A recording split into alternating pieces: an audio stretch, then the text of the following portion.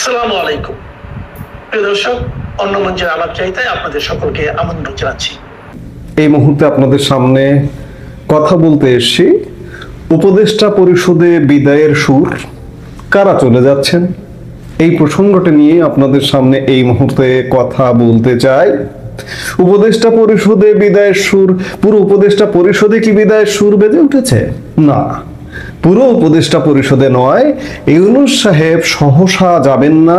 তিনি চূড়ান্ত বিচারে নির্বাচন করতে চান, তাকে দিয়ে জামাত নির্বাচন করাতে চায়, তাকে দিয়ে বিএনপি নির্বাচন করাতে চায়।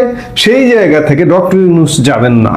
কিন্তু ডক্টর ইউনূস উপদেষ্টা পরিষদের কাউকে কাউকে নিয়ে ইতিমধ্যে অভিযোগ উঠেছে।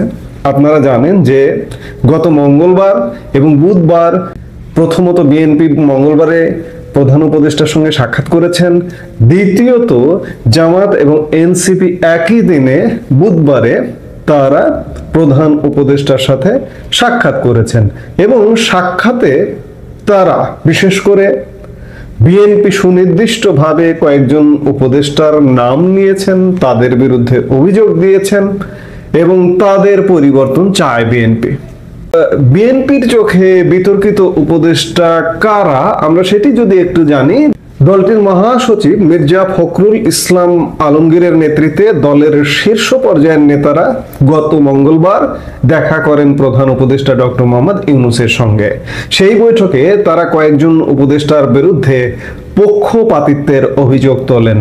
বিএনপির অভিযোগ, প্রশাসনে ও পুলিশে বদলি, পদায়ন সহ বিভিন্ন ক্ষেত্রে জামাত ইসলামের পক্ষে কাজ করছেন ওই উপদেষ্টারা। প্রশাসনে রদবদল বা পদায়নের জন্য প্রশাসন সংক্রান্ত ক্যাবিনেট কমিটি গঠন করা হয়েছে।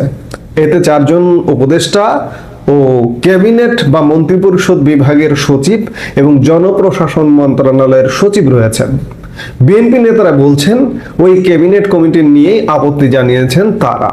দলটির যে নেতারা প্রধান উপদেষ্টার সঙ্গে বৈঠকে ছিলেন তাদের একাধিক সূত্রে জানা গেছে বিতর্কিত কয়েকজন উপদেষ্টার নাম তারা প্রধান উপদেষ্টাকে জানিয়েছেন। বিএনপির সেই বিতর্কিত তালিকায় 1 নম্বরে রয়েছেন জ্বালানি উপদেষ্টা ফাউজুল কবির খান। তিনি প্রশাসনের রদবদলের ক্যাবিনেট কমিটিতে রয়েছেন। এই কমিটির আরেকজন সদস্য মন্ত্রিপরিষদ বিভাগের সচিব শেখ আব্দুর রশিদের নাম উল্লেখ করে তার বিরুদ্ধেও একটি বিশেষ দলের প্রতিপক্ষপাতিত্বের অভিযোগ জানিয়েছে বিএনপি। আব্দুর রশিদ জামাতের, আমরা বেশ অনেক আগে থেকেই শুনছি। আর ফাউজুল করিম তো শুরু থেকেই নানা রকম বিতর্কিত কর্মকাণ্ডে তিনি অন্ততপক্ষে সরব আছেন। আমার প্রথম তাকে চোখে পড়েছিল পদ্মা সেতুর খরচ বাতিয়ে দিয়েছেন। বিগত আওয়ামী লীগ সরকারের বেঁচে যাওয়া খরচটাকে তিনি এই সরকারের অর্জন বলে দেখিয়েছিলেন বা প্রকাশ করেছিলেন গণমাধ্যমে। তখন থেকে আমার কাছে মনে হয়েছে এই লোকটা তো আসলে সুবিধাজনক না, অন্যের কৃতিত্ব নিজের ঘাড়ে নিতে চান। তার নামে বিএনপি ইতিমধ্যে কমপ্লেন দিয়েছে। প্রধান উপদেষ্টার বিশেষ সহকারী খোদাবক্স চৌধুরী স্বরাষ্ট্র মন্ত্রণালয়ে কাজ করেন। ওই মন্ত্রণালয়ে উপদেষ্টার পরেই মিস্টার চৌধুরীর অবস্থান। বিএনপি নেতারা প্রধান উপদেষ্টার কাছে খোদাবক্স চৌধুরীর বিরুদ্ধেও একটি দলের প্রতি পক্ষপাতিত্বের অভিযোগ দিয়েছেন। কোন কোন উপদেষ্টা রাজনীতি বা কোনো রাজনৈতিক দলের সঙ্গে সম্পৃক্ত আছেন, এই অভিযোগ বিএনপি জানিয়েছে। এই অভিযোগের ক্ষেত্রে ছাত্র প্রতিনিধি হিসেবে সরকারে থাকা উপদেষ্টা মাহফুজ আলম ও আসিফ মাহমুদ সজীব ভুইয়ার দিকে আঙ্গুল তুলেছে বিএনপি। দলটির একাধিক নেতা জানিয়েছেন সরকারের যাদের বিরুদ্ধে পক্ষপাতিত্বের ও কোন দলের সঙ্গে সম্পৃক্ত থাকার অভিযোগ তারা এনেছেন তাদের যেন সরকার থেকে সরিয়ে দেওয়া হয়। এই আবেদনও তারা জানিয়েছেন প্রধান উপদেষ্টার কাছে।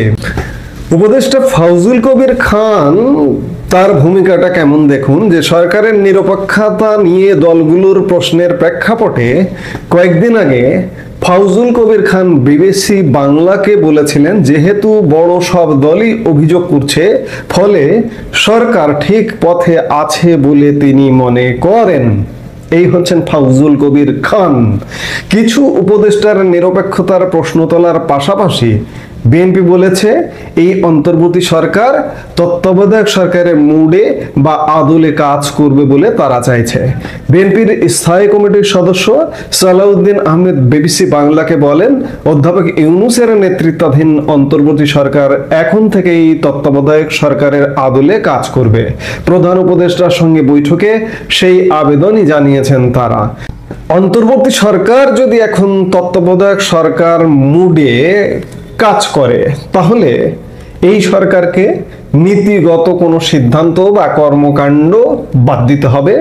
সরকারকে শুধু নির্বাচন পরিচালনায় রুটিন কাজ করতে হবে। কিন্তু ইউনূস সরকার কি সেটি করবে? এখানে বন্দর লিজ দেওয়ার ব্যাপার আছে, কক্সবাজার রেল স্টেশন লিজ দেওয়ার ব্যাপার আছে, শাহজালাল বিমানবন্দর, এগুলার দফারফার ব্যাপার আছে। এদিকে মিয়ানমারে যে করিডোর, মানবিক করিডোর, সেই করিডোর আবার নতুন করে আলোচনায় আসছে। তত্ত্বাবধায়ক সরকার মুডে গেলে এই কাজগুলো তো করতে পারবে না। আবার সচিবালয়ে যেটি বোঝা যাচ্ছে যে উপদেষ্টা পরিষদে একটা বিদায়ের সুর। উপদেষ্টাদের কাউকে কাউকে সরাতে রাজনৈতিক দলের চাপ আসার কারণে বিভিন্ন মন্ত্রণালয়ের কাজে কর্মে তাড়াহুড়া, অনিষ্পন্ন কাজ দ্রুত সম্পন্ন করবারও নির্দেশ দেওয়া হচ্ছে। কিছু আলামত সুস্পষ্ট হয়ে উঠেছে, যেমন অন্তর্বর্তী সরকারের একজন প্রভাবশালী উপদেষ্টাকে সম্প্রতি একটি সংগঠনের পক্ষ থেকে এক আলোচনা সভায় আমন্ত্রণ জানানো হয়েছিল। এ বিষয়ে উপদেষ্টার একান্ত সচিবের কাছে দিনক্ষণ ও সম্মতি চাওয়া হলে নাকচ করে দেওয়া হয়। বলা হয়, স্যার বলেছেন এখন যাওয়ার সময় হয়েছে, এসব বাদ দিয়ে গুরুত্বপূর্ণ সংস্কারগুলোর দিকে মনোযোগ দাও। আমরা আছি বা কদিন, যে কোনো দিন চলে যেতে হবে। প্রায় অভিন্ন ঘটনা ঘটেছে সচিবালয়ের 7 নম্বর ভবনের এক উপদেষ্টার দপ্তরেও।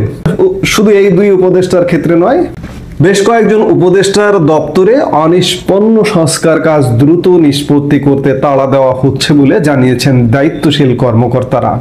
এছাড়া উপদেষ্টা পরিষদ নতুন করে গঠন হতে পারে বলে মনে করছেন সংশ্লিষ্ট ব্যক্তিরা। এই মুহূর্তে সচিবালয়ে গুঞ্জন আছে যে অন্তর্বর্তী সরকারের উপদেষ্টা পরিষদে বড় ধরনের পরিবর্তন আসছে। খানিক আগে বললাম, উপদেষ্টা পরিষদে থাকা বিতর্কিত ও দলীয়দের বাদ দিতে সাম্প্রতিক প্রধান রাজনৈতিক দল বিএনপি, জামাত ও এনসিপির চাপ রয়েছে। এমন পরিস্থিতিতে সচিবালয়ের কয়েকটি মন্ত্রণালয় ও বিভাগের প্রশাসনিক কাজে এক ধরনের তাড়াহুড়া লক্ষ্য করা গেছে। উপদেষ্টাদের নিয়ে প্রথম বিস্ফোরক মন্তব্য করেছিলেন জাতীয় নাগরিক পার্টির আহ্বায়ক নাহিদ ইসলাম। তিনি বলেছিলেন, উপদেষ্টাদের অনেকেই বিভিন্ন রাজনৈতিক দলের সঙ্গে লিয়াজো করে ফেলেছেন, অনেকেই সেফ এক্সিট নিয়ে ভাবছেন ও ব্যবস্থা করছেন। কদিন আগে জামাতে ইসলামের কেন্দ্রীয় নায়েবে আমির সৈয়দ আব্দুল্লাহ মোহাম্মদ তাহেরও কোন কোন উপদেষ্টার বিরুদ্ধে ষড়যন্ত্রে লিপ্ত থাকার অভিযোগ তুলেছিলেন। এমনকি তাদের কথোপকথনের রেকর্ডও নাকি তার কাছে আছে, এমন কথাও তিনি বলেছিলেন। এ নিয়েও উপদেষ্টাদের মধ্যে এক ধরনের অস্বস্তি রয়েছে। আবার কেউ কেউ এসব অভিযোগ ও সেফ এক্সিটের কথাও জোরালোভাবেই অস্বীকার করেছেন। সরকারের একটি দায়িত্বশীল সূত্র থেকে জানা গেছে, অন্তর্বর্তী সরকারের শীর্ষ পর্যায় থেকে 2 ছাত্র প্রতিনিধি উপদেষ্টাকে সেপ্টেম্বরের মাঝামাঝি সময়ের মধ্যে পদত্যাগের পরামর্শ দেওয়া হয়েছিল, কিন্তু তারা আরো সময় নিতে চেয়েছেন। এই 2 উপদেষ্টা হলেন তথ্য সম্প্রচার উপদেষ্টা মাহফুজ আলম এবং স্থানীয় সরকার উপদেষ্টা আসিফ মাহমুদ সজীব ভুইয়া। এই সূত্র বলছে, উপদেষ্টা মাহফুজ আলম আগামী জাতীয় সংসদ নির্বাচনে অংশ নিতে এখন পর্যন্ত আগ্রহ দেখাচ্ছেন না, তিনি সরকারে থাকতে চান। আসিফ মাহমুদ নির্বাচনের তফসিল ঘোষণার আগে পদত্যাগ করতে পারেন। অবশ্য কোনো বিষয়ে চূড়ান্ত সিদ্ধান্ত হয়নি। এর আগে আসিফ মাহমুদ গত 14 আগস্ট সাংবাদিকদের জানিয়েছিলেন, নির্বাচনের তফসিল ঘোষণার আগেই তিনি পদত্যাগ করবেন। অন্যদিকে মাহফুজ আলম গত 28 সেপ্টেম্বর এক অনুষ্ঠানে বলেছিলেন, 2 মাস ধরে আমি অনিশ্চয়তার মধ্যে আছি, আমি কখন নেমে যাই, আমি কখন নামবো আমি জানি না। 2024 সালের 5 আগস্ট জুলাই গণ অভ্যুত্থানে আওয়ামী লীগ সরকার পতনের পর 8 আগস্ট মোহাম্মদ ইউনূসের নেতৃত্বে অন্তর্বর্তী সরকার গঠিত হয়। বর্তমানে উপদেষ্টা পরিষদের সদস্য প্রধান উপদেষ্টা সহ 23 জন, তাদের মধ্যে এই 2 জন এখন ছাত্র প্রতিনিধি হিসেবে আছেন। জামায়াতে ইসলামী কোনো সুস্পষ্ট উপদেষ্টাদের নাম না বললেও কোনো কোনো গণমাধ্যমে আসলেও এসে থাকতে পারে, তবে সূত্রের খবর মারফত যেটি জানা যাচ্ছে যে অর্থ উপদেষ্টা সালেউদ্দিন আহমেদ কিংবা পরিকল্পনা উপদেষ্টা ওয়াহিদউদ্দিন মাহমুদ তাদেরকে বিএনপিপন্থী উপদেষ্টা বা বিএনপির প্রতিপক্ষপাতিত্বমূলক উপদেষ্টা হিসেবে চিহ্নিত করেছেন, এবং আরো এরকম কিছু আছে। সেই জায়গা থেকে বিভিন্ন রাজনৈতিক দল যেহেতু উপদেষ্টা পরিষদ নিয়ে প্রশ্ন তুলছেন, সেক্ষেত্রে স্বাভাবিকভাবে প্রশ্নবিদ্ধ হচ্ছে, এবং যারা নিজেরা নিজেদেরকে ভেতরে ভেতরে প্রশ্নবিদ্ধ মনে করছেন, সেই জায়গা থেকে নিজেদের সম্মান বজায় রাখতে এমন পরিস্থিতিতে উপদেষ্টাদের কেউ কেউ সসম্মানে নাকি পদত্যাগের কথাও ভাবছেন। এজন্য তাদের মন্ত্রণালয়ে এক ধরনের প্রস্তুতি চলছে বলে সূত্রের আভাস। গতকাল আইন উপদেষ্টা আসিফ নজরুল এক বক্তব্যে বলেছেন, দায়িত্ব শেষ করে যত তাড়াতাড়ি যেতে পারি বাঁচবো। বৃহস্পতিবার বিকেলে রাজধানীর ফরেন সার্ভিস একাডেমি মিলনায়তনে এক সংবাদ সম্মেলনে কথা বলেন তিনি। যাই হোক, রাজনৈতিক পক্ষ থেকে উপদেষ্টাদের বিদায়ের সুর, নিজেদের তাগিদ থেকে বিদায়ের সুর, নিজেরা হয়তো একটু হলেও অনুভব করছেন যে আমরা তো আর বেশি দিন থাকতে পারছি না, চলে যেতে হবে। এই চলে যাওয়াটা কি 2-1 জন চলে যাবেন নাকি পুরো পরিষদ চলে যাবেন, এমন নানা প্রশ্ন সামনে যত দিন আসছে। অক্টোবর মাস আমরা প্রায় শেষ দশকে এসে পড়েছি, আজকে আমরা শেষ সপ্তাহে। যত দিন ঘনিয়ে আসছে, অক্টোবর পেরিয়ে নভেম্বর আসবে, তত উপদেষ্টা পরিষদের মধ্যে অস্থিরতা বাড়বে, উপদেষ্টা পরিষদের মধ্যে বিদায়ের সুর বাজবে, এবং আগামী ফেব্রুয়ারিতে নির্বাচন, এবং সেই নির্বাচনটা হবে কিনা সত্যিকার অর্থে দেশ ক্রমেই একটা অনিশ্চয়তার মধ্যে ঢুকে যাবে। এই উপদেষ্টা পরিষদ যে চরম বিতর্কিত হয়ে গেছে, এদের যে যেতে হবে, যার যার নাম এসছে, যাদের নাম আসছে, এবং যারা কাজ করছেন তাদের নিজেদের মধ্যে উপলব্ধি ইতিমধ্যে হচ্ছে, যার দরুন তাদের মধ্যে একটা বিদায়ের সুর বেজে উঠেছে। বিদায় খুব শীঘ্রই, এবং সেটি নিশ্চয়ই আমরা দেখব। গতকাল অ্যাসোসিয়েটেড প্রেসে সজীব ওয়াজেদ যাওয়ায় শেখ হাসিনার ছেলে এবং মাননীয় প্রধানমন্ত্রী শেখ হাসিনার আইটি অ্যাডভাইজার ছিলেন, তিনি একটি ইন্টারভিউ দিয়েছেন, এবং এই ইন্টারভিউটা খুবই গুরুত্বপূর্ণ। তিনি বলেছেন যে বর্তমানে বাংলাদেশের যে অবস্থা, সেখান থেকে উত্তরণ ঘটিয়ে বাংলাদেশকে যদি স্থিতিশীল করতে হয়, তাহলে একটি ফ্রি, ফেয়ার এবং ইনক্লুসিভ নির্বাচন প্রয়োজন। সুষ্ঠু, অবাধ এবং অংশগ্রহণমূলক নির্বাচন, তার মানে হলো যে এই নির্বাচনে আওয়ামী লীগ, জাতীয় পার্টি সহ অন্যান্য পার্টিদেরও অংশগ্রহণ করতে দিতে হবে। সব পার্টির অংশগ্রহণেই একটা সুষ্ঠু, অবাধ নির্বাচন অনুষ্ঠিত হবে, এবং সেই নির্বাচনে আওয়ামী লীগ অংশগ্রহণ করবে। তিনি আরো বলেছেন যে আওয়ামী লীগকে পর্যাপ্ত সময় দিতে হবে। যেটা আমরা শুনি যে প্রথমত হলো যে ডক্টর ইউনূস সহজে নির্বাচন দেবেন না, এ ব্যাপারে আমাদের কোনো সন্দেহ নেই, কিন্তু ক্রমশ তার উপরে যেভাবে আন্তর্জাতিক চাপ বাড়ছে, পরিস্থিতি যেভাবে তার প্রতিকূলে চলে যাচ্ছে, তিনি হয়তো চাইবেন যে একটি নির্বাচন দিয়ে যত তাড়াতাড়ি মানে কেটে পড়া যায়। আমরা ধরে নিই যে একটা নির্বাচন ডক্টর ইউনূসের অধীনেই হবে। সেই নির্বাচনটি এমনও হতে পারে যে শেষ মুহূর্তে আওয়ামী লীগের কার্যক্রমের উপর নিষেধাজ্ঞা প্রত্যাহার করে তাদের বললে যে তোমরা নির্বাচনে আসো। এ কারণে জয় বলেছেন যে তাদের পর্যাপ্ত সময় দিতে হবে। এই ইন্টারভিউটা অ্যাসোসিয়েটেড প্রেসে ছেপেছে যে যে সংবাদ সংস্থায় কাজ করতেন বর্তমানে ইউনূসের প্রেস সচিব dustbin Shafi. So this is an important interview, এবং আপনারা খেয়াল করে দেখেছেন যে পুরা আন্তর্জাতিক কমিউনিটি থেকে এখন একটা ইনক্লুসিভ নির্বাচনের কথা বলা হচ্ছে, একটা অংশগ্রহণমূলক। তার মানে আরো সরাসরি বলতে গেলে যে আওয়ামী লীগ যেন অংশগ্রহণ করতে পারে, এই জন্য একটা ইন্টারন্যাশনাল প্রেসার ক্রিয়েট হচ্ছে ডক্টর ইউনূসের উপরে। গত সপ্তাহে আমরা দেখলাম 6টি মানবাধিকার সংস্থাও বাংলাদেশের ব্যাপারে বিবৃতি দিয়েছে। তারা বাংলাদেশের মানবাধিকার পরিস্থিতি নিয়ে কথা বলেছে এবং সেখানেও ওই ইনক্লুসিভ নির্বাচন। আমরা বিভিন্ন পর্যায়ে, আমি অস্ট্রেলিয়ার কথা বলতে পারি, আমরা বিভিন্ন মন্ত্রীর সাথে দেখা করছি, সবখানেই আমরা কিন্তু এই ইনক্লুসিভ নির্বাচনের কথাটা বলছি। এবং অস্ট্রেলিয়ার অবস্থানটাও আপনারা দেখবেন যে গত 1-2 মাস ধরে তারাও কিন্তু ইনক্লুসিভ নির্বাচনের কথা বলছে। তার মানে একটা আন্তর্জাতিক প্রেশার অলরেডি ক্রিয়েট হয়ে গেছে ডক্টর ইউনূসের উপরে। এখন আওয়ামী লীগকে কি নির্বাচন করতে দেবে কিনা, এবং আওয়ামী লীগকে নির্বাচন করতে দিলেও একেবারে এমন ভাবে দেবে যাতে লাস্টে দেখা যাবে যে 10টা সিট ধরায় দিচ্ছে।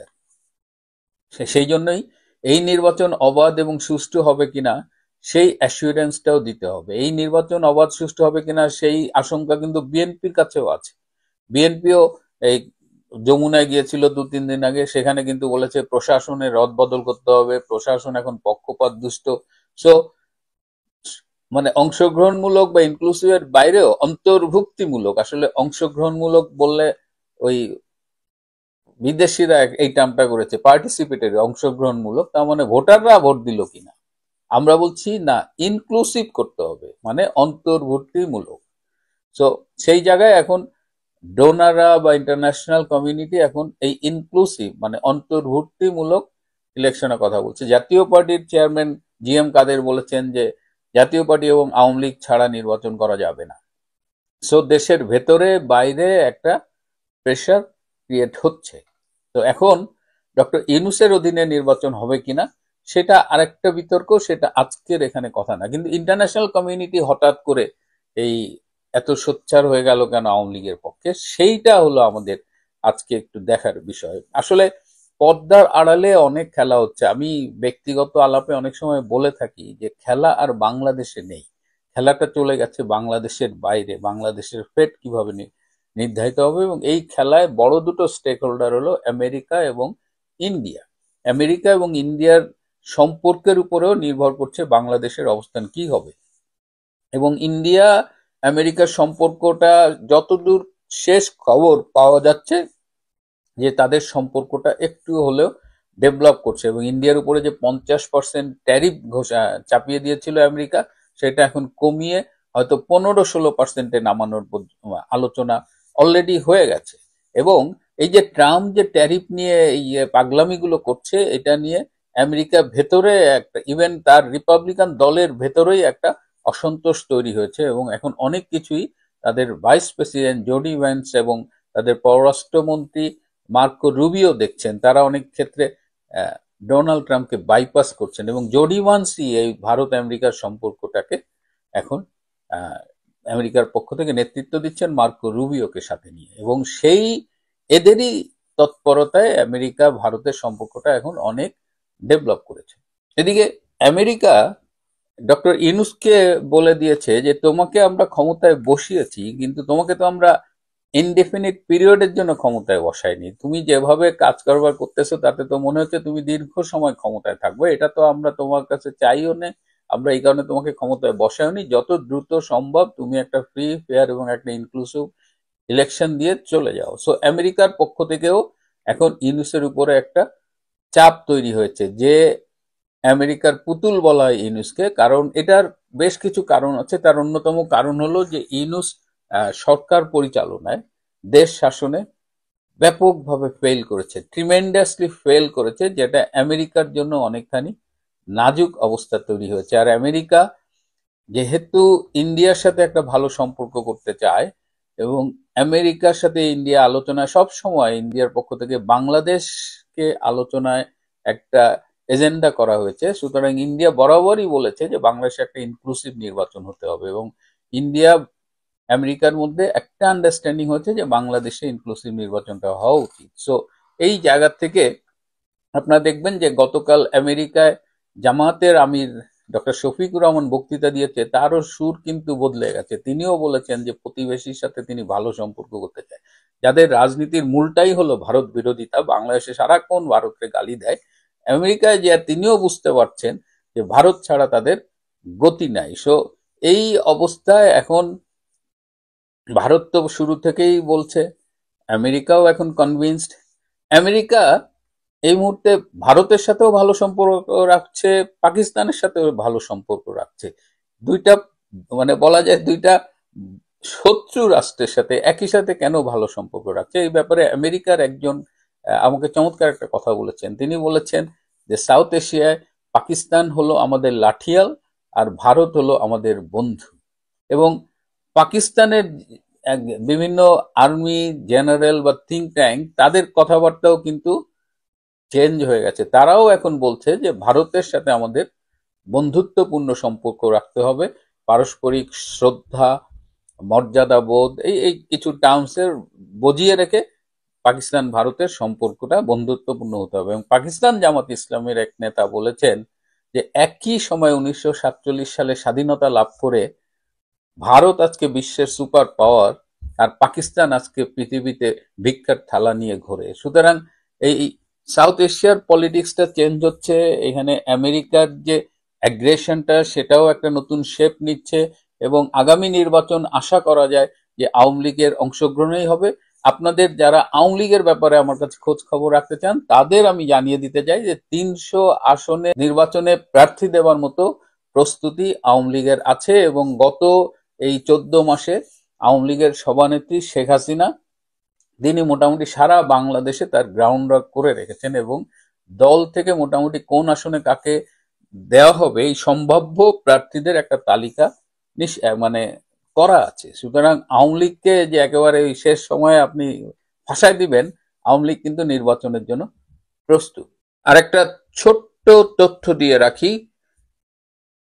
মার্কিন প্রতিনিধি দল এবং আওয়ামী লীগ বিভিন্ন পর্যায়ে এদের মধ্যে কিন্তু মিটিং হচ্ছে, এবং আগামী নির্বাচনে অংশগ্রহণ, বাংলাদেশের রাজনীতি, আওয়ামী লীগের অবস্থান, এই সব বিষয় নিয়ে আমেরিকা আওয়ামী লীগের মধ্যে আলোচনা শুরু হয়েছে এবং পর্দার আড়ালে সেটা চলছে। জাস্ট আপনাদের জানানোর জন্য এটিও বলে রাখি।